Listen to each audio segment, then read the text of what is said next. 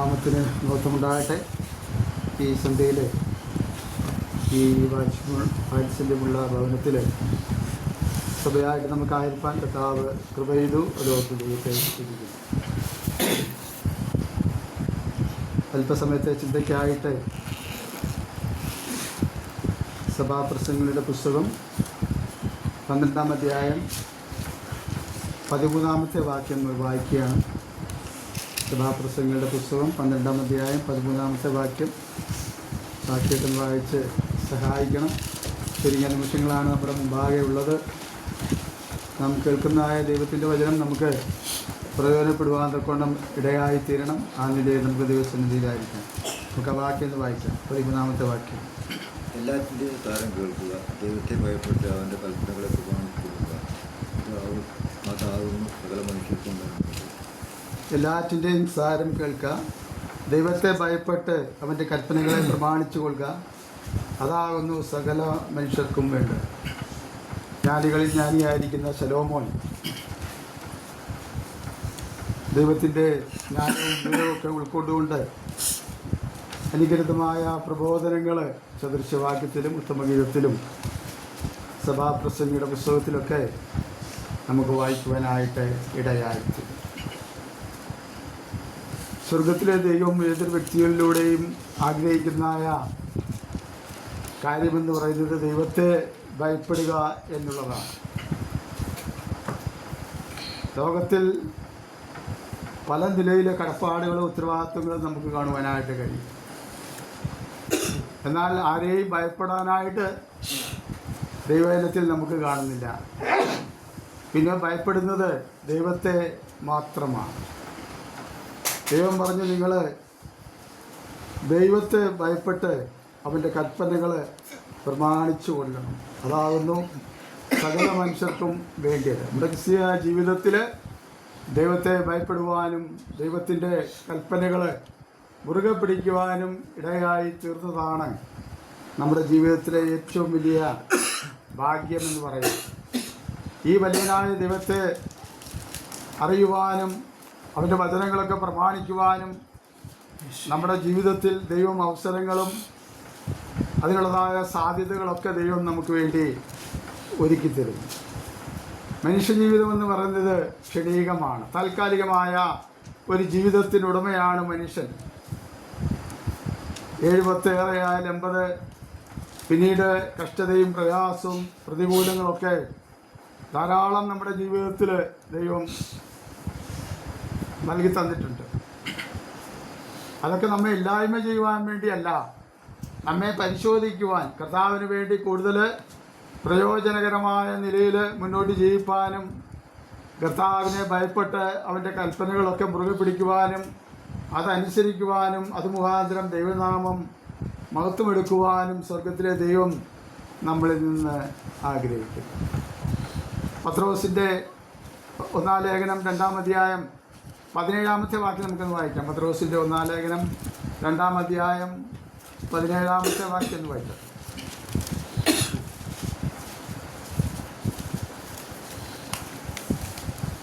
എല്ലാവരെയും ബഹുമാനിപ്പി, സഹോദരവർഗത്തെ സ്നേഹിപ്പി, ദൈവത്തെ ഭയപ്പെടുവി, രാജാവിനെ ബഹുമാനിപ്പി. ഇവിടെ തൻ്റെ വ്യക്തിപരമായ ജീവിതത്തിൽ കർത്താവിനെ രുചിച്ചറിഞ്ഞപ്പോൾ കർത്താവിൻ്റെ അവൻ്റെ മഹത്വം മനസ്സിലാക്കിയപ്പോൾ പത്രോസ് അപ്പോസ്തലൻ പറയുകയാണ്, എല്ലാവരെയും ബഹുമാനിക്കണം. നമുക്കറിയാം, നമ്മൾ ഈ ദൈവത്തെ അറിഞ്ഞവരും അറിയാത്തവരുമായ ഒരു സമ്മിശ്ര ആളുകൾ തിങ്ങിപ്പാർക്കുന്ന ലോകത്തിലാണ് നമ്മൾ ജീവിക്കുന്നത്. അപ്പോൾ ദൈവം പറയുകയാണ്, വലിയവരായും ചെറിയവരെയൊക്കെ ഒരുപോലെ ബഹുമാനിക്കുവാനുള്ളതായ ഉത്തരവാദിത്വം ദൈവം നമുക്ക് നൽകി തന്നിട്ടുണ്ട്. എന്നാൽ നമുക്ക് പറ്റുന്ന ആൾക്കാരെയൊക്കെ നമ്മൾ ബഹുമാനിക്കും, അല്ലാത്തൊന്നും നമ്മൾ അത്ര അങ്ങോട്ട് ബഹുമാനമായിട്ട് കണക്കാക്കത്തില്ല. എന്നാൽ പത്രോസ് പറയുകയാണ്, എല്ലാവരെയും നിങ്ങൾ ബഹുമാനിക്കണം. എന്നാൽ സഹോദരവർഗത്തെ രക്ഷിക്കപ്പെട്ട് സ്നാനപ്പെട്ട് കർത്താവിൻ്റെ കൽപ്പന അനുസരിച്ച് ഒരുമിച്ച് ആരാധിക്കുന്ന അല്ലെങ്കിൽ ദൈവജനത്തെ നാം എന്ത് ചെയ്യണം? നമ്മൾ സ്നേഹിക്കണം, ബഹുമാനിക്കണം. അപ്പോൾ തന്നെ നമ്മളവരെ സ്നേഹിക്കണം. കർത്താവ് നമ്മെ സ്നേഹിച്ചതുപോലെ നാം അവരെയും സ്നേഹിക്കുവാനുള്ളതായ കടപ്പാട്, ഉത്തരവാദിത്വം ദൈവം നമുക്ക് തന്നിട്ടുണ്ട്. മൂന്നാമതവിടെ പറയുന്നൊരു കാര്യം, ദൈവത്തെ ഭയപ്പെടണം. സ്വർഗത്തിലെ ദൈവം നമ്മുടെ സൃഷ്ടികർത്താവാണ്, നമ്മുടെ രക്ഷിതാവാണ്. ദൈനംദിന ജീവിതത്തിൽ നമ്മുടെ എല്ലാ ആവശ്യങ്ങളും നിറവേറ്റി തരുന്നവനാണ്. നമ്മുടെ കഷ്ടതയിൽ നമ്മെ ആശ്വസിപ്പിക്കുന്നവനാണ്. നമ്മുടെ ജീവിതത്തിന് പുതിയ വഴിയും തലങ്ങളൊക്കെ നമുക്ക് കാണിച്ചു തരുന്നവനാണ് ദൈവവചനത്തിലൂടെ. അതുകൊണ്ട് ആ ദൈവത്തെ നമ്മൾ ഭയപ്പെടണം. ഭക്തിയും അനുസരണവുമുള്ളതായ ദൈവഭയമാണ് ദൈവം നമ്മളിൽ നിന്ന് ആഗ്രഹിക്കുന്നത്. നാലാമത് നമുക്കിവിടെ കാണുവാൻ കഴിയുന്ന കാര്യം, രാജാവിനെ ബഹുമാനിക്കേണ്ട വ്യക്തികളെ നമ്മൾ ബഹുമാനിക്കണം. ഭയപ്പെടേണ്ടവരെ നാം ഭയപ്പെടണം. ആദരിക്കേണ്ടവരെ നാം ആദരിക്കണം. സ്നേഹിക്കേണ്ടവരെ നാം സ്നേഹിക്കണം. അത് ദൈവം നമുക്ക് തന്നിരിക്കുന്ന കൽപ്പനയാണ്. അപ്പോൾ തന്നെ ദൈവത്തെ ഭയപ്പെട്ട് അവൻ്റെ കൽപ്പനകളിൽ പൂർണ്ണമായിട്ട് ആശ്രയിച്ച് അത് മുറുകെ പിടിച്ച് ജീവിക്കുവാനാണ് നമ്മുടെ കർത്താവ് നമുക്ക് നമ്മുടെ അനുദിന ക്രിസ്തീയ ജീവിതത്തിൽ നമ്മളിൽ നിന്ന് ആഗ്രഹിക്കുന്നതായ കാര്യം. ആവർത്തന പുസ്തകം 4-ാം അധ്യായം അതിൻ്റെ 10-ാമത്തെ വാക്യം വായിക്കുമ്പോൾ അവിടെ മോശ ഇസ്രായേൽ മക്കളോടുള്ള ബന്ധത്തിൽ ദൈവത്തിൻ്റെ അത്ഭുതമാകുന്ന പ്രവൃത്തികളെ വീണ്ടും വീണ്ടും അവരോട് ആജ്ഞാപിക്കുകയും അവരെ പ്രബോധിപ്പിക്കുകയും ചെയ്യുന്ന കാര്യം നമുക്ക് കാണുവാനായിട്ട് കഴിയും. അതൊന്ന് വായിച്ചാട്ടെ, നമുക്ക് ഒന്ന് വായിച്ചാട്ടെ. ആവർത്തന പുസ്തകം 4-ാം അധ്യായം അതിൻ്റെ 10-ാമത്തെ വാക്യം.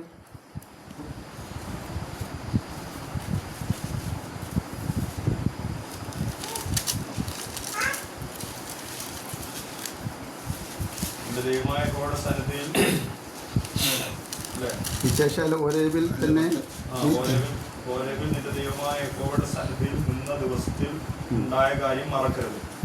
അന്ന് യഹോവ എന്നോട്, ജനത്തെ എൻ്റെ അടുക്കൽ വിളിച്ചു കൂട്ടുക, ഞാൻ എൻ്റെ വചനങ്ങൾ അവരെ കേൾപ്പിക്കും. അവർ ഭൂമിയിൽ ജീവിച്ചിരിക്കുന്ന നാളൊക്കെയും എന്നെ ഭയപ്പെടുവാൻ പഠിക്കുകയും തങ്ങളുടെ മക്കളെ പഠിപ്പിക്കുകയും വേണം എന്ന് കൽപ്പിച്ചു. ഹോരേബില് സ്വർഗത്തിലെ ദൈവം മോശെ മുഖാന്തരം ഇസ്രായേൽ മക്കൾക്ക് തൻ്റെ കൽപ്പനകൾ നൽകുന്ന നമുക്ക് കാണുവാനായിട്ട് ഇടയായിത്തീരും.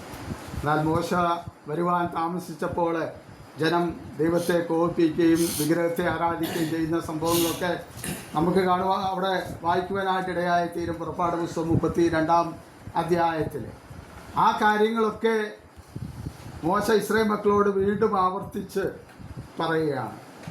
ദൈവത്തിൻ്റെ വചനത്തിൻ്റെ മുമ്പാകെ അവരെങ്ങനെ ആയിരിക്കണമെന്നുള്ളത് നമുക്കവിടെ വായിക്കുവാനായിട്ട് ഇടയായിത്തീർന്നു. എന്നെ ഭയപ്പെടുവാൻ പഠിക്കുകയും തങ്ങളുടെ മക്കൾക്ക് അത് പഠിപ്പിച്ച് കൊടുക്കുകയും വേണം.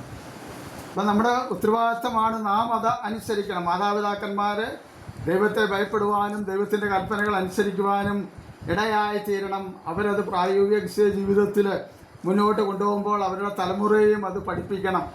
അത് നിർബന്ധിച്ച് ആ ദൈവത്തിൻ്റെ വചനം, ദൈവത്തെ ഭയപ്പെടുവാനും കൽപ്പനകൾ അനുസരിക്കുവാനും ദൈവത്തിന് പ്രസാദമുള്ള ജീവിതം നയിപ്പാനും അവരെ പ്രബോധിപ്പിക്കേണ്ടത്, അവരെ പഠിപ്പിക്കേണ്ടത്, ആ ഉത്തരവാദിത്വം അവർക്ക് നൽകേണ്ടത് മാതാപിതാക്കന്മാരുടെ ഉത്തരവാദിത്വമാണ്.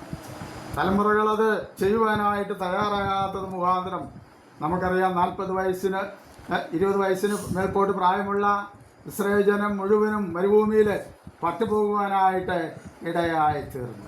20 വയസ്സിന് താഴെ പ്രായമുള്ള ആ യുവാക്കന്മാരാണ് കനാൻ ദേശം അവകാശമാക്കുവാൻ, കനാൻ ദേശത്തേക്ക് കടന്നു പോകാൻ, യോർദാൻ നദി കടക്കുവാനായിട്ട് പ്രാപ്തനായി തീർന്നത് എന്ന് നമുക്ക് കാണുവാനായിട്ട് ഇടയായിത്തീരും.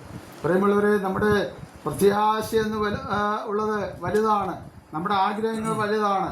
ദൈവത്തെ ഭയപ്പെട്ട് അവൻ്റെ കൽപ്പനകൾ നാം അനുസരിക്കുകയും തലമുറകളിലേക്ക് അത് പകരുകയും ചെയ്യുമ്പോൾ അവരും എന്ത് ചെയ്യും? ദൈവത്തെ അറിയുവാനും ദൈവത്തെ ഭയപ്പെടുവാനും വചനപ്രകാരം മുന്നോട്ട് ജീവിപ്പാനും ഇടയായിത്തീരും. പലപ്പോഴും നമ്മുടെ ക്രിസ്തീയ ജീവിതത്തിൽ വേണ്ട പോലെ ദൈവത്തിൻ്റെ വചനം ഉൾക്കൊള്ളുവാനും അനുസരിക്കുവാനും നാം തയ്യാറാകാത്തത് മുഖാന്തരം അതിൻ്റേതായ ബുദ്ധിമുട്ടുകളൊക്കെ നമുക്ക് അനുഭവിപ്പാനായിട്ട് ഇടയായിത്തീരും. അതുപോലെ നാം പൂർണ്ണരല്ല, നാം തികഞ്ഞവരല്ല. നമ്മുടെ ജീവിതത്തിൽ പരിമിതികളും കുറവുകളൊക്കെ ഉണ്ട്. എങ്കിലും ദൈവത്തിൻ്റെ കരുണ ഒന്ന് മാത്രമാണ് നമ്മെ മുന്നോട്ട് നയിക്കുന്നത് എന്ന് തിരുവചനത്തിൽ നമുക്ക് മനസ്സിലാക്കുവാനായിട്ട് ഇടയായിത്തീരും. അപ്പോസ്തലപ്രവർത്തികളുടെ പുസ്തകം 9-ാം അധ്യായം 31-ാമത്തെ വാക്യം വായിക്കുമ്പോൾ അവിടെ നാം ഇങ്ങനെയാണ് വായിക്കുന്നത്: അങ്ങനെ യഹൂദ്യ, ഗലീല, ശമര്യ എന്നീ ദേശങ്ങളിലൊക്കെയും സഭയ്ക്ക് സമാധാനമുണ്ടായി. അത് ആത്മീയ വർധന പ്രാപിച്ചും കർത്താവിനോടുള്ളതായ ഭക്തിയിലും പരിശുദ്ധാത്മാവിൻ്റെ പ്രബോധനത്തിലും നടന്നു പെരുകിക്കൊണ്ടിരുന്നു. 1-ാം നൂറ്റാണ്ടിൽ അപ്പോസ്തലനായ പൗലോസിൻ്റെ മാനസാന്തരവും തുടർന്നുള്ളതായ കാര്യങ്ങളൊക്കെയാണ് നമുക്കവിടെ പറയുവാനായിട്ട് കഴിയുന്നത്. ഒരു വ്യക്തി കർത്താവിനെ കണ്ടുമുട്ടുമ്പോൾ ആ ദേശത്തൊക്കെയും അതുപോലെ യഹൂദ്യ, ഗലീല, ശമര്യ ദേശങ്ങളിലൊക്കെ സമാധാനമുണ്ടാകുവാനായിട്ട് കഴിയും. ഒരു രൂപാന്തരം, ഒരു മാറ്റം, അത് വ്യക്തിപരമായ ജീവിതത്തിലും കുടുംബത്തിലും മാത്രമല്ല, ആ സമൂഹങ്ങളിൽ ചുറ്റുപാടുമുള്ള ദേശങ്ങളിലെല്ലാം വലിയ സമാധാനമുണ്ടാകുവാനായിട്ട് ഇടയായിത്തീർന്നു. കർത്താവിനോടുള്ളതായ ഭക്തിയിലെ പരിശുദ്ധാത്മാവിൻ്റെ പ്രബോധനത്തിലൊക്കെ കീഴ്പ്പെട്ട് മുന്നോട്ട് പോകാൻ ഇടയായത് മുഖാന്തരം വലിയ സമാധാനം, ദൈവത്തെ ഭയപ്പെടുവാൻ പൗലോസിൻ്റെ ജീവിതത്തിൽ ഇടയായി, അവനെ ഏറ്റെടുക്കുവാനായിട്ട് ഇടയായി തീർന്നതുകൊണ്ട് ആ നാട്ടിലൊക്കെ വളരെയധികം സമാധാനമുണ്ടാകുവാനായിട്ട് ഇടയായി തീർന്നു. പ്രിയമുള്ളവരെ, ദൈവം നമ്മളിൽ നിന്ന് ആഗ്രഹിക്കുന്നതായ കാര്യം ദൈവത്തെ ഭയപ്പെട്ട് അവൻ്റെ കൽപ്പനകൾ പൂർണ്ണമായിട്ട് അനുസരിക്കുക എന്നുള്ളത് ദൈവം നമ്മളെക്കുറിച്ച് ആഗ്രഹിക്കുന്ന കാര്യമാണ്. കൊരിന്ത്യർക്കെഴുതിയ 2-ാം ലേഖനം 7-ാം അധ്യായം അതിൻ്റെ 1-ാം വാക്യം നമുക്കെല്ലാം പരിചയമുള്ളതായ വേദഭാഗമാണ്. അതൊന്ന് വായിക്കാം. നമുക്കിനാണ് ഒന്ന് വായിച്ചത്. കൊരിന്ത്യർക്കെഴുതിയ 2-ാം ലേഖനം 7-ാം അധ്യായം അതിൻ്റെ 1-ാമത്തെ വാക്യം. ഈ വാഗ്ദത്തങ്ങൾ നമുക്കുള്ളതുകൊണ്ട് നാം ജഡത്തിലെയും ആത്മാവിലെയും സകല കന്മഷവും നീക്കി നമ്മെ തന്നെ വെടിപ്പാക്കി ദൈവവഴിയിൽ വിശുദ്ധിയെ തിരിച്ചുവിടുക.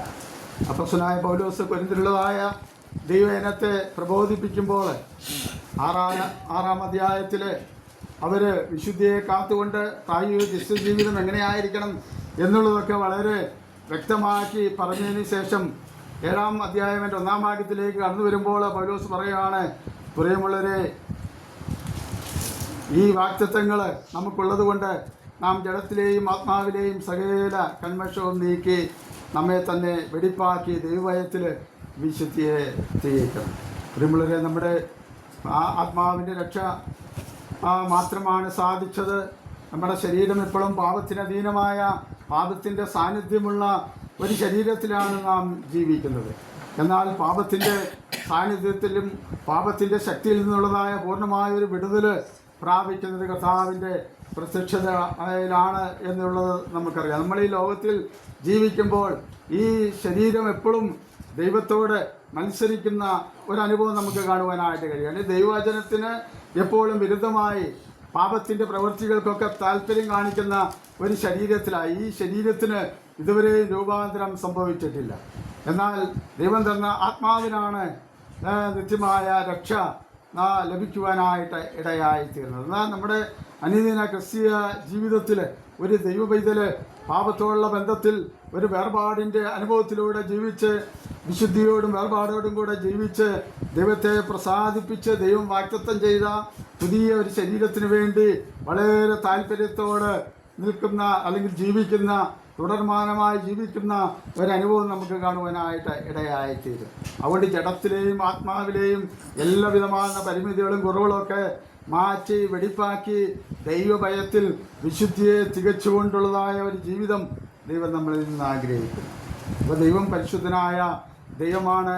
ആ ദൈവത്തെ ഭയപ്പെട്ട് അവൻ്റെ കൽപ്പനകൾ അനുസരിച്ച് ഉള്ളതായ ഒരു ജീവിതമാണ് ദൈവം നമ്മെക്കുറിച്ച് ആഗ്രഹിക്കുന്നത്. ഈ സന്ധ്യയിൽ നാം ദൈവത്തിൻ്റെ വചനത്തിന് മുമ്പാകെ ആയിരിക്കുമ്പോൾ എന്തുകൊണ്ടാണ് ദൈവത്തെ ഭയപ്പെട്ട് ദൈവത്തിൻ്റെ കൽപ്പനകൾ അനുസരിച്ച് മുന്നോട്ട് ജീവിക്കണമെന്ന് തിരുവചനത്തിൽ ആവർത്തിച്ച് പ്രസ്താവിച്ചിട്ടുള്ളതിൻ്റെ കാരണം എന്ന് പറയുന്നത് 3-4 ചിന്തിപ്പാനായിട്ട് അല്പസമയം ചിന്തിപ്പാനാണ് ആഗ്രഹിക്കുന്നത്.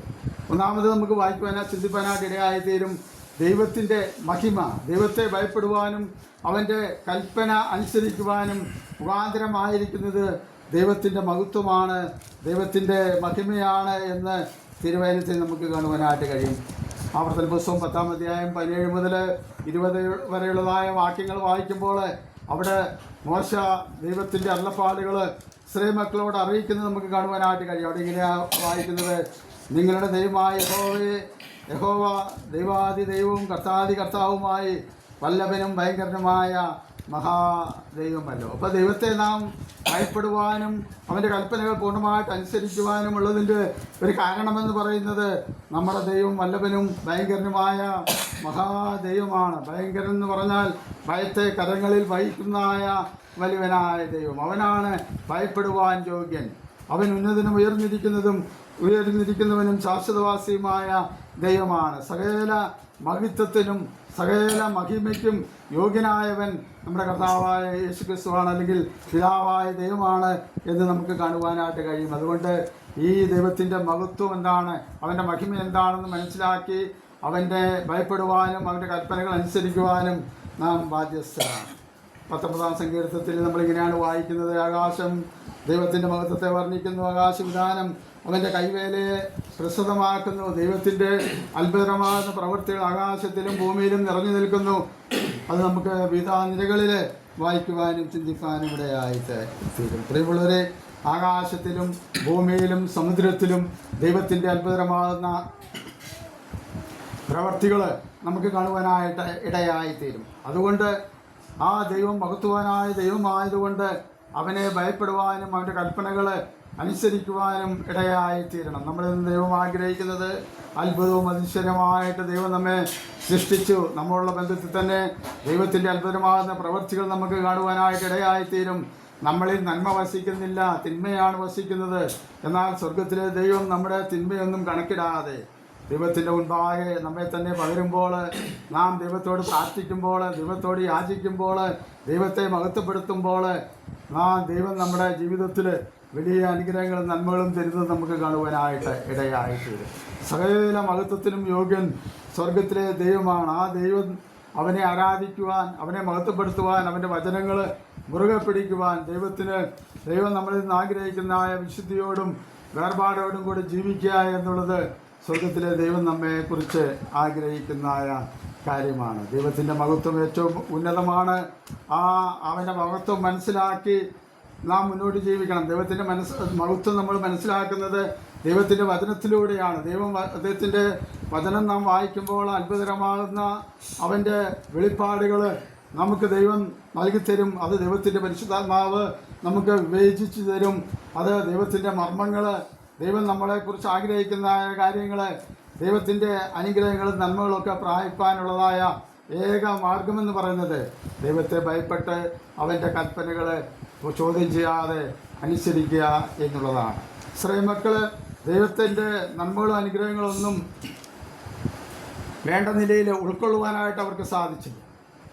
അവർ ദൈവത്തിൻ്റെ അനുഗ്രഹങ്ങളും നന്മകളൊക്കെ അതവർ അനുഭവിക്കുമ്പോഴും ദൈവത്തെ ഉപേക്ഷിച്ച് താൽക്കാലികമായ വിഗ്രഹങ്ങളിലേക്കും നാൽക്കാലികളിലേക്കൊക്കെ തിരിഞ്ഞതായ സംഭവവികാസങ്ങളൊക്കെ തിരുവചനത്തിൽ നമുക്ക് കാണുവാനായിട്ട് ഇടയായിത്തീരും. ദൈവം അതാത് സമയങ്ങളിൽ അവരെ ശിക്ഷിച്ചു.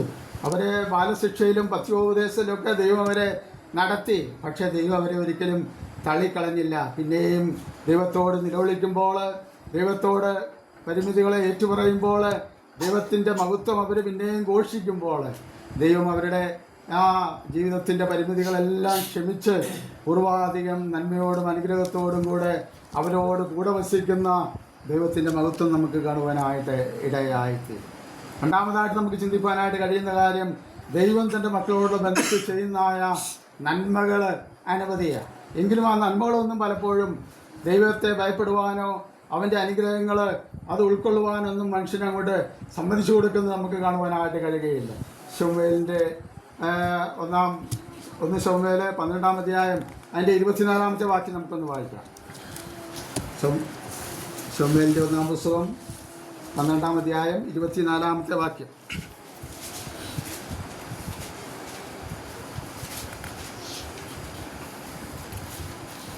ഭയപ്പെട്ട് പൂർണ്ണ ഹൃദയത്തോടും പരമാർത്ഥതയോടും കൂടെ സേവിക്കും മാത്രം ചെയ്യുവിൻ.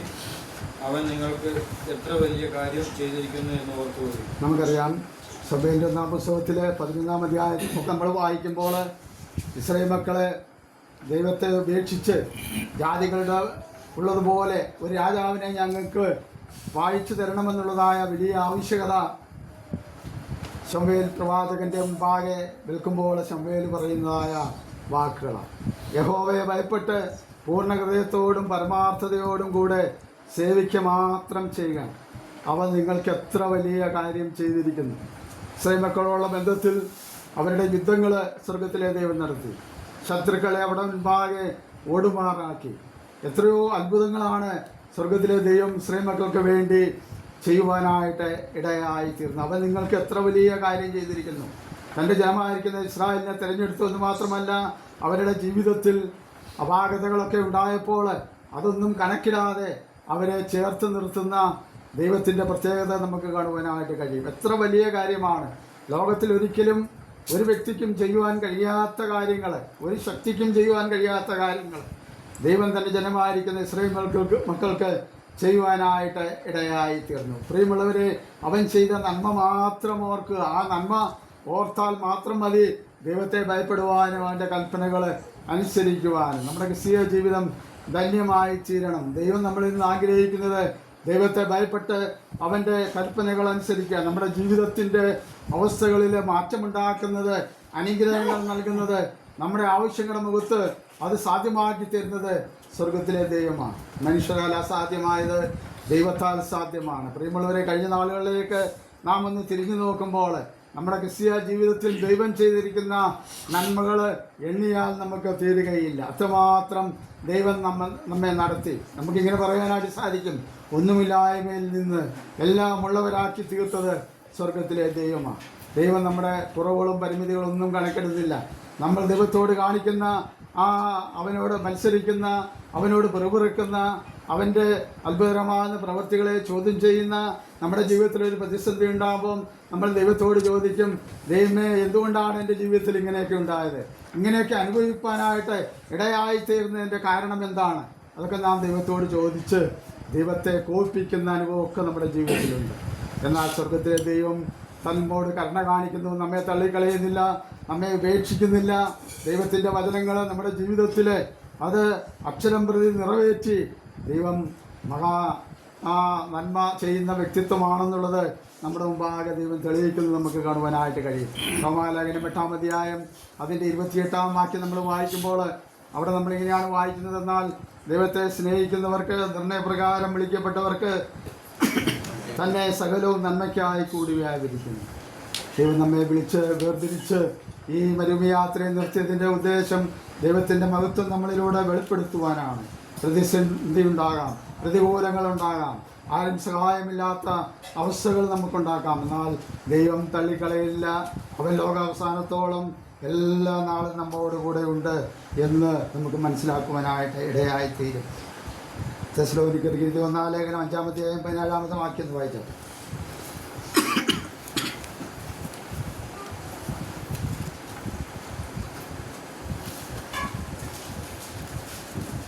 തെസ്സലോനി 5-ാം അധ്യായം 17-ാം വാക്യം.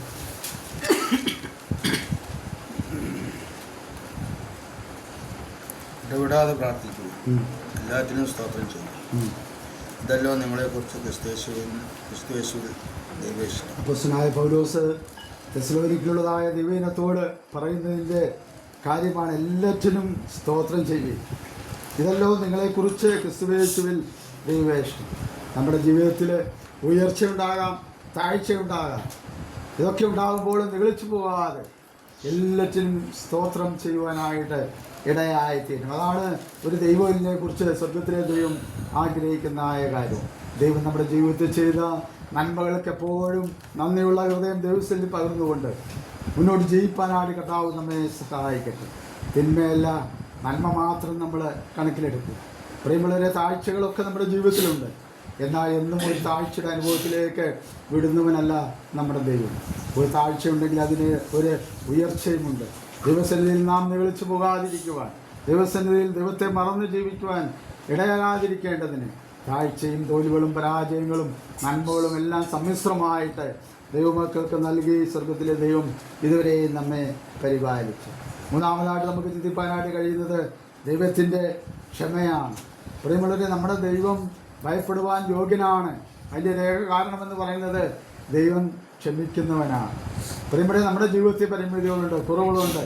അത് നാം ദൈവത്തോട് ഏറ്റു പറയുമ്പോൾ ദൈവം എന്ത് ചെയ്തു? നമ്മുടെ പാപങ്ങൾക്ക്, അല്ലെങ്കിൽ നമ്മുടെ പരിമിതികൾക്ക്, നമ്മുടെ കുറവുകൾക്ക്, നമ്മുടെ തോൽവികളൊക്കെ ദൈവം ക്ഷമിച്ച് നമ്മെ പൂർവാധികം ശക്തീകരിച്ച് മുന്നോട്ട് കൊണ്ടുപോകുന്നവനാണ് നമ്മുടെ ദൈവം. 130-ാം സങ്കീർത്തനം 4-ാം വാക്യം നമ്മൾ വായിക്കുമ്പോൾ, എങ്കിലും നിന്നെ ഭയപ്പെടുവാൻ തക്കോണം നിന്റെ പക്കൽ വിമോചനമുണ്ട്. എന്നിട്ട് താഴൊരു വാക്യം നമ്മൾ വായിക്കുന്നുണ്ട്, നിന്റെ പക്കൽ ധാരാളം വിമോചനമുണ്ട്. പ്രിയമുള്ളവരെ, മനുഷ്യൻ്റെ മുമ്പാകെ നാം എന്തെങ്കിലും ഒരു പരാജയം കാണിച്ചാൽ അവനെ ക്ഷമിക്കാനൊക്കെ വലിയ ബുദ്ധിമുട്ടാണ്. എന്നാൽ സ്വർഗത്തിൻ്റെ ദൈവത്തിൻ്റെ മുമ്പാകെ എത്ര അതിക്രമം ചെയ്തൊരു വ്യക്തിയാണെങ്കിലും അവൻ്റെ മുൻപാകെ ദൈവത്തോട് ആത്മാർത്ഥമായിട്ട് യഹോവയായ ദൈവമേ, കർത്താവായ യേശു ക്രിസ്തുവിൻ്റെ മുൻപാകെ ആണെങ്കിൽ നാം അങ്ങനെ അവൻ്റെ നാമം വിളിച്ചപേക്ഷിച്ച് ദൈവമേ എന്നോട് ക്ഷമിക്കണം, ഞാൻ അറിയാതെ ചെയ്തു പോയതാണെന്ന് പറഞ്ഞാൽ ആ നിമിഷം എന്ത് ചെയ്യും? ദൈവം എൻ്റെ ജീവിതത്തിലെ കുറവുകളെ ക്ഷമിക്കും. അതാണ് ദൈവം. ധാരാളം വീണ്ടെടുപ്പുണ്ട്. പ്രിയമുള്ളവരെ, നമ്മുടെ ക്രിസ്തീയ ജീവിതത്തിൽ കർത്താവായ യേശു ക്രിസ്തുവിന് ജീവിതത്തിൽ രക്ഷകനും കർത്താവുമായിട്ട് അംഗീകരിച്ചതായ ആ നിമിഷം മുതൽ ഇന്ന് വരെ നാം ഒന്ന് തിരിഞ്ഞു നോക്കിയാൽ എത്രയോ പരാജയങ്ങളാണ് നമ്മുടെ ജീവിതത്തിൽ. ദൈവം ആഗ്രഹിക്കുന്ന പോലെ ദൈവത്തെ ഭയപ്പെടുവാനോ അവൻ്റെ കൽപ്പനകൾ അനുസരിക്കുവാനോ അവന് വേണ്ടി ജീവിപ്പാനോ പ്രവർത്തിപ്പാനോ ഒന്നും നമ്മുടെ ജീവിതത്തിൽ കഴിഞ്ഞിട്ടില്ല. തോൽവി മാത്രമേ ഉള്ളൂ. പ്രിയമുള്ളവരെ, എന്നാൽ ദൈവം നമ്മോട് ഒരു വാക്ക് ദിവസത്തിൽ നാം അത് അറിയിക്കുമ്പോൾ ദൈവം അത് നമ്മളോട് ക്ഷമിക്കുന്നു. പൂർവാധികം നമ്മെ ക്ഷമിച്ച് നമ്മെ ചേർത്ത് നിർത്തുന്ന ഒരു ദൈവമാണ് നമ്മുടെ ദൈവം. അവൻ ഭയപ്പെടുവാനായിട്ട് യോഗ്യനാണ്. അവൻ്റെ ക്ഷമയാണ് ഇന്നും നമ്മൾ തളർന്നു പോകാതെ പാലടിയായി പോകാതെ ക്രിസ്തീയ ജീവിതത്തിൽ നമ്മെ നിർത്തിയിരിക്കുന്നത്. ദൈവത്തിൻ്റെ ക്ഷമയാണ്. മനുഷ്യൻ്റെ മുമ്പിൽ താഴേണ്ടതായ ആവശ്യമൊന്നും നമുക്കില്ല. നമുക്ക് ഭയപ്പെടുവാനും താഴുവാനും ഒക്കെ ഉള്ളത് ദൈവത്തിൻ്റെ സന്നിധാനത്തിലാണ്. ദൈവം നമ്മളെ നിർത്തിയെങ്കിൽ മാത്രമേ നമുക്ക് നിൽക്കുകയുള്ളൂ. ദൈവം നമ്മളോട് ക്ഷമിച്ചെങ്കിൽ മാത്രമേ നമ്മൾ യഥാർത്ഥത്തിൽ മോചനം ലഭിച്ചവരായിട്ട് മുന്നോട്ട് പോകാനായിട്ട് കഴിയുള്ളൂ. നമ്മെ സൃഷ്ടിച്ചവനും നമുക്ക് വേണ്ടി രക്ഷയൊരുക്കിയവനും നമുക്ക് വേണ്ടി ലോകത്തിൽ അനുകൂലമായ എല്ലാ സാഹചര്യങ്ങളും ഒരുക്കി തന്നത് സ്വർഗത്തിലെ ദൈവം മാത്രമാണ്. ഈ സന്ധ്യയിൽ നാം ദൈവത്തിൻ്റെ മുമ്പാകെ ആയിരിക്കുമ്പോൾ അവൻ നമ്മോട് ക്ഷമിക്കുന്നവനാകൊണ്ട് അവനെ ഭയപ്പെടുവാനും അവൻ്റെ കൽപ്പനകൾ പൂർണ്ണ ഹൃദയത്തോടും പൂർണ്ണ മനസ്സോടും പൂർണ്ണ ആത്മാവോടും പൂർണ്ണ ശക്തിയോടും കൂടെ അനുസരിച്ച് മുന്നോട്ട് പോകാനും ഇടയായിത്തീരണം. പ്രിയമുള്ളവരെ, ദൈവം നോക്കുന്നത് നമ്മുടെ ഹൃദയത്തെ, മനുഷ്യൻ നോക്കുന്നത് പുറമേയുള്ള കാര്യങ്ങളൊക്കെയാണ് നോക്കുന്നതെങ്കിൽ സ്വർഗത്തിലെ ദൈവം ഓരോ വ്യക്തിയുടെയും ഹൃദയത്തെ നോക്കുന്നു.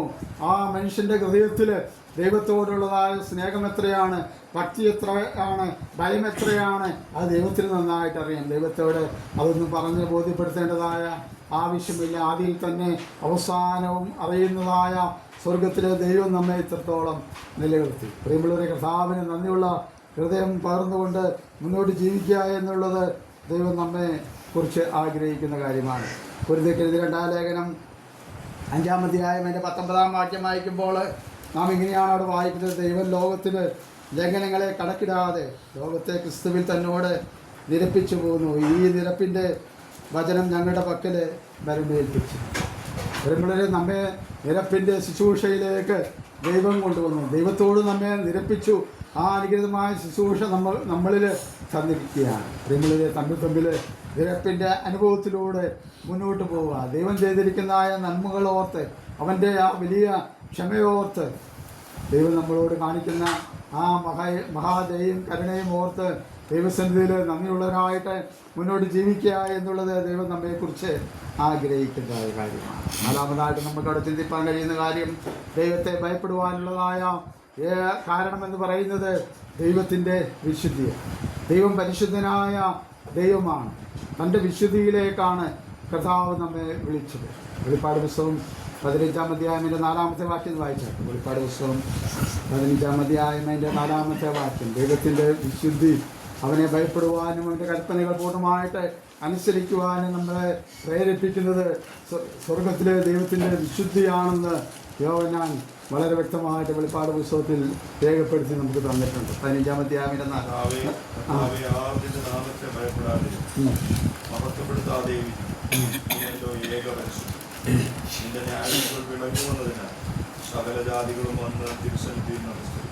ഭാവിയിൽ സംഭവിക്കാൻ പോകുന്നതായ കാര്യമാണെങ്കിലും ദൈവജനമായിരിക്കുന്ന അല്ലെങ്കിൽ കർത്താവായ യേശുക്രിസ്തുവിൻ്റെ രക്തത്താൽ വീണ്ടെടുക്കപ്പെട്ട ദൈവമക്കളായിരിക്കുന്ന നമ്മളുള്ള ബന്ധത്തിലും നമുക്കിങ്ങനെ പറയുവാനായിട്ട് കഴിയും. കർത്താവേ, നിൻ്റെ നാമത്തെ ഭയപ്പെടാതെയും മഹത്വപ്പെടുത്താതെയും ഇരിക്കും. നീയല്ലോ ഏക പരിശുദ്ധി. നിൻ്റെ ന്യായവിധികൾ വിളങ്ങി വന്നതിനാൽ സകല ജാതികളും വന്ന് തിരുസന്നിധിയിൽ നമസ്കരിക്കും. പ്രിയമുള്ളവരെ, കർത്താവിൻ്റെ പ്രത്യക്ഷതയിൽ ദൈവജനത്തെ കർത്താവ് തൻ്റെ സന്നിധാനത്തിൽ ചേർക്കും. പിന്നീടുള്ള അതിഘോരമായിരിക്കുന്ന പീഡയിലൂടെ ലോകം കടന്നു പോകുമ്പോൾ എല്ലാ ദൈവത്തെ ഏറ്റുപറയുവാനായിട്ട് തയ്യാറാകാതെ നിന്ന എല്ലാ മനുഷ്യരും ദൈവത്തിൻ്റെ മുമ്പാകെ വന്ന് അവനെ നമസ്കരിക്കും.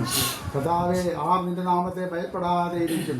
നീയാണ് ഏക പരിശുദ്ധൻ, നീയാണ് ഏക രക്ഷകൻ, നീയാണ് സർവശക്തനായ ദൈവം. പ്രിയമുള്ളവരെ, എന്നാൽ സ്വർഗത്തിലെ ദൈവത്തെ പിതാവേ എന്ന് വിളിക്കുവാൻ ഉള്ളതായ വലിയ ഭാഗ്യം നമ്മുടെ ജീവിതത്തിലുണ്ടായി. കർത്താവായ യേശു ക്രിസ്തുവിനെ നമ്മുടെ ജീവിതത്തിൻ്റെ രക്ഷകനും നായകനുമായിട്ട് അംഗീകരിച്ച് ദൈവമക്കളായി തീർന്ന് ദൈവത്തിൻ്റെ പരിശുദ്ധാത്മാവിനാൽ ഓരോ ദിവസം മുന്നോട്ട് നയിക്കപ്പെടുവാനുള്ള ഭാഗ്യം ദൈവം നമുക്ക് നൽകി തന്നിട്ടുണ്ട്. നമ്മൾ പത്രോസിൻ്റെ 4 ലേഖനത്തിൽ ഇങ്ങനെയാണ് വായിക്കുന്നത്. 1:15 നിങ്ങളെ വിളിച്ച വിശുദ്ധനൊത്തവണ്ണം അനുസരണമുള്ള മക്കളായ എല്ലാ നടപ്പിലും വിശുദ്ധരായിരിക്കും. പ്രിയമുള്ളവരെ, സ്വർഗത്തിലെ ദൈവം വിശുദ്ധനായ പരിശുദ്ധനായ ദൈവം തൻ്റെ വിശുദ്ധിയിലേക്ക് നമ്മെ വിളിച്ചപ്പോൾ എല്ലാ വിശുദ്ധിയിലും മുന്നോട്ട് ജീവിക്കുക എന്നുള്ളത് ദൈവമക്കളായ നമ്മെക്കുറിച്ച് ദൈവം ആഗ്രഹിക്കും. നമ്മുടെ പരിമിതികളും കുറവുകളെല്ലാം ദൈവത്തിന് നന്നായിട്ട് അറിയാം. എന്നാൽ ദൈവം നമ്മെക്കുറിച്ച് ആഗ്രഹിക്കുന്നതിൻ്റെ വിശുദ്ധിയിൽ നമ്മെ ജീവിക്കുക. അതിൻ്റെ അളവുകളൊന്നും നമുക്ക് പങ്കിടുവാനായിട്ട് കഴിയുകയില്ല. ഓരോ വ്യക്തിക്കും ദൈവം തന്നിരിക്കുന്ന കൃപയ്ക്കനുസരിച്ച് കർത്താവിനെ പ്രസാദിപ്പിച്ചുകൊണ്ട് അവൻ്റെ വിശുദ്ധിയിലും വേർപാടിലും മുന്നോട്ട് ജീവിക്കുക എന്നുള്ളത് ദൈവം നമ്മെക്കുറിച്ച് ആഗ്രഹിക്കുന്ന കാര്യമാണ്. 5-ാമതായിട്ട് ദൈവത്തിൻ്റെ ന്യായവിധി. സ്വർഗത്തിലെ ദൈവം ന്യായം വിധിക്കുന്ന ദൈവമാണ്. ന്യായമായ വിധി, ലോകത്തിൻ്റെ വിധികൾക്ക് അനുസരണമല്ല ദൈവം വിധിക്കുന്നത്. ദൈവത്തിന് സാക്ഷികളുടെ ആവശ്യമില്ല. മനുഷ്യൻ്റെ അവസ്ഥ എല്ലാം നന്നായിട്ട് അറിയുന്ന ദൈവം ചില സാക്ഷികളെയൊക്കെ വിളിക്കുന്നത് നമുക്ക് തിരുവനന്തപുരത്തിൽ കാണുവാനായിട്ട് ഇടയായിത്തീരും. വെളിപ്പാട് പുസ്തകം 14-ാം അധ്യായം അതിൻ്റെ 7-ാം വാക്യത്തിൽ ദൈവത്തിൻ്റെ ന്യായവിധിയെക്കുറിച്ച് അപ്പോസ്തലനായ യോഹന്നാൻ രേഖപ്പെടുത്തി നമുക്ക് കാണുവാനായിട്ട് ഇടയായിത്തീരും. നമ്മളിങ്ങനെ വായിക്കുന്നു, ദൈവത്തെ ഭയപ്പെട്ട് അവന് മഹത്വം കൊടുപ്പീൻ, അവൻ്റെ ന്യായവിധിയുടെ നാഴിക വന്നിരിക്കുന്നു, ആകാശവും ഭൂമിയും സമുദ്രവും നീരോടുകളും ഉണ്ടാക്കിയവനെ നമസ്കരിപ്പീൻ എന്ന് അവൻ അത്യുച്ചത്തിൽ പറഞ്ഞുകൊണ്ടിരുന്നു. ഒരു ദൂതൻ ദൈവത്തിൻ്റെ മഹത്വത്തിനനുസരിച്ച് അവൻ്റെ ന്യായവിധിയെക്കുറിച്ച് വളരെ വ്യക്തമായിട്ട് പ്രസ്താവിക്കുന്ന ഭാഗമാണ് നമുക്ക് വായിക്കുവാനായിട്ട് ഇടയായിട്ട്. കർത്താവിൻ്റെ വരവ് ഏറ്റവും പ്രസന്നമാണ്. മനുഷ്യൻ താമസമെന്ന് വിചാരിക്കുന്നുവെങ്കിൽ കർത്താവിൻ്റെ വരവ് താമസിക്കുന്നു. ഈ സഭാപ്രസംഗങ്ങളുടെ പുസ്തകം 12-ാം അധ്യായം അതിൻ്റെ 14-ാമത്തെ വാക്യം നമ്മളിങ്ങനെയാണ് വായിക്കുന്നത്. ദൈവം നല്ലതും തീയതുമായ സകല പ്രവൃത്തിയും സകല രഹസ്യങ്ങളുമായി ന്യായവിസ്താരത്തിലേക്ക് ഏൽക്കുന്നുണ്ട്. ജ്ഞാനികളിൽ ജ്ഞാനിയായിരിക്കുന്ന ശലോമോനൊരു കാര്യം വളരെ വ്യക്തമായിട്ട് മനസ്സിലാക്കുവാനായിട്ട് ഇടയായിത്തീരും. ദൈവം നല്ലതും തീയതുമായ സകല പ്രവൃത്തിയെയും സകല രഹസ്യങ്ങളുമായി ന്യായവിസ്താരത്തിലേക്ക് നിർത്തും. നമ്മുടെ ദൈവം ന്യായം വിധിക്കുന്ന ദൈവമാണ്. പ്രിയമുള്ളവരെ, ഈ സന്ധ്യയിൽ നാം ദൈവത്തിൻ്റെ മുമ്പാകെ ആയിരിക്കുമ്പോൾ നമുക്ക് ചിന്തിപ്പാനായിട്ട് ഇടയായിത്തീർന്നതായ വസ്തുത എന്ന് പറയുന്നത് എന്തുകൊണ്ടാണ് നാം ദൈവത്തെ ഭയപ്പെടണം, അവൻ്റെ കൽപ്പനകൾ അനുസരിക്കണം. ദൈവത്തിൻ്റെ മഹത്വത്തിനനുസരിച്ച് അവൻ്റെ മഹിമ ഭൂലോകം മുഴുവൻ നിറഞ്ഞു നിൽക്കുന്നതാണ്. അതുകൊണ്ട് നാം അവനെ ഭയപ്പെട്ടേ മതിയായുള്ളൂ. ദൈവം ചെയ്ത നന്മകൾ അതോർത്ത് നമുക്ക് ദൈവത്തെ ഭയപ്പെടുവാനായിട്ടിടയായിത്തീരും. ദൈവത്തിൻ്റെ ക്ഷമ, ആ ക്ഷമയാണ് ഈ സന്ധ്യയിലും ദൈവത്തെ ആരാധിക്കുവാൻ, ദൈവത്തെ പാടിസ്തുതിപ്പാൻ, നന്ദി പറയുവാൻ, കർത്താവിൻ്റെ സന്നിധാനത്തിൽ ദൈവം നടത്തിയതായ അനുഗ്രഹമായ സാക്ഷ്യങ്ങളൊക്കെ നമ്മുടെ മുമ്പാകെ നമുക്ക് കേൾക്കുവാനായിട്ട് ഇടയായിത്തീരുന്നു. ദൈവം ക്ഷമിച്ചില്ലായിരുന്നെങ്കിൽ നമുക്ക് ദൈവസ്ഥലിൽ നിൽക്കുവാനായിട്ട് കഴിയും. നമ്മുടെ ദൈവം വിശുദ്ധനാണ്, തൻ്റെ പരിശുദ്ധനാണ്. അവൻ്റെ വിശുദ്ധിയിലേക്കാണ് ദൈവം നമ്മെ വിളിച്ചത്. അതുകൊണ്ട് ദൈവത്തെ പ്രസാദിപ്പിച്ചുകൊണ്ട് ജീവിക്കുക. ദൈവത്തിൻ്റെ ന്യായവിധികൾ ഏറ്റവും പ്രസന്നമാണ്. നമ്മുടെ കർത്താവിൻ്റെ വരവ്, അവൻ്റെ പ്രത്യക്ഷത ഏറ്റവും പ്രസന്നമായിരിക്കുന്ന ഈ നാളുകളിൽ എന്നിൽ പ്രത്യാശ വെച്ചിരിക്കുന്നതിൻ്റെ വിശുദ്ധന്മാരെ ചേർക്കുവാനായിട്ട് കർത്താവ് വരും. പിന്നെ ലോകത്തിൽ വലിയ കഷ്ടതയാണ്, അതൊക്കെ നമുക്ക് നന്നായിട്ട് അറിയാം. അതുകൊണ്ട് ദൈവത്തെ ഭയപ്പെട്ടവൻ്റെ കൽപ്പനകൾ അനുസരിച്ച് ദൈവത്തിന് പ്രസാദമുള്ളൊരു ജീവിതം നയിപ്പാൻ ഈ ചെറിയ ചിന്തകൾ നമ്മെ സഹായിക്കട്ടെ. ദൈവനാമം മഹത്വപ്പെടുന്നതാകട്ടെ.